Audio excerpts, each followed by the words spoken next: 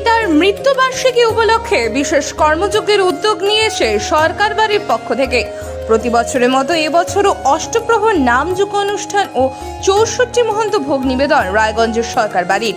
পিতা স্বর্গীয় সুকুমার চন্দ্র সরকারের মৃত্যুবার্ষিকী উপলক্ষে প্রতি বছরের ন্যায় এবারও সমাজবাড়ি নদিয়া নবদ্বীপের পতিত পাবন শ্রী গুরুদেবের শুভাগমন রায়গঞ্জের সুব্রত সরকার ওরফে বাঞ্ছা সরকারের বাসভবনে ৪ দিন ব্যাপী ধর্মীয় যজ্ঞানুষ্ঠানের আয়োজন করা হয় এই সরকার বাড়িতে। ৪ দিন ব্যাপী এই অনুষ্ঠানে ভক্তদের জন্য প্রতিদিন থাকবে প্রসাদের ব্যবস্থা। এ প্রসঙ্গে বিশিষ্ট সমাজকর্মী বাঞ্ছাবাবু সকলকে তার এই মহৎ উদ্যোগে সাফল্যমণ্ডিত করার জন্য ধর্ম বর্ণ নির্বিশেষে সকলের আমন্ত্রণ জানিয়েছেন।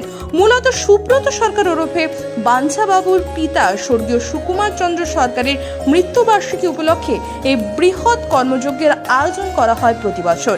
এই বছরও তার ব্যতিক্রম নয়। কর্মসূচির শুরুতে ৮ই এপ্রিল সন্ধ্যা ৬টায় আরতি শ্রীমদ্ ভাগবত পাঠ এবং বাংলার খ্যাতনামা সংকীর্তন শিল্পী শ্রীমতী সুধারানী গোস্বামী দ্বারা লীলা কীর্তন পদাবলী প্রদর্শন করেন। ২৩ এপ্রিল বুধবার বৈকাল ৪টায় জল ভরা ও ৬টায় শ্রীমদ্ ভাগবত মহানাম যজ্ঞের শুভ অধিবাস পূজা ও কীর্তন প্রদর্শন করেন।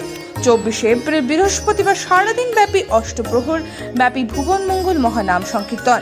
২৫ এপ্রিল শুক্রবার প্রভাতে নগর সংকীর্তন মধ্যাহ্নে সহ ৬৪ মহন্তের ভোগ আরাধনা ও ভক্তবৃন্দের যথাসাধ্য সেবার মাধ্যমে মহোৎসব।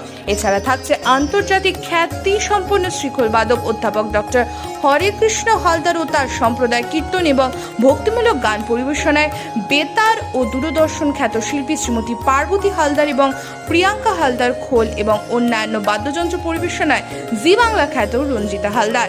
বৈকাল ৩ ঘটিয়া হইতে নবদ্বীপের কীর্তন সম্রাট গোড়াচাঁদ পাত্র কর্তৃক লীলা সংকীর্তন পদাবলী কর্মসূচিতে থাকছে বিশিষ্ট খোলবাদক পদাবলী ও সংকীর্তনের দূরদর্শন বেতার ও জি বাংলার খ্যাতনামা শিল্পীগণ। এই বিষয়ে সকলকে আমন্ত্রণ জানিয়েছেন সরকার বাড়ির পক্ষ থেকে।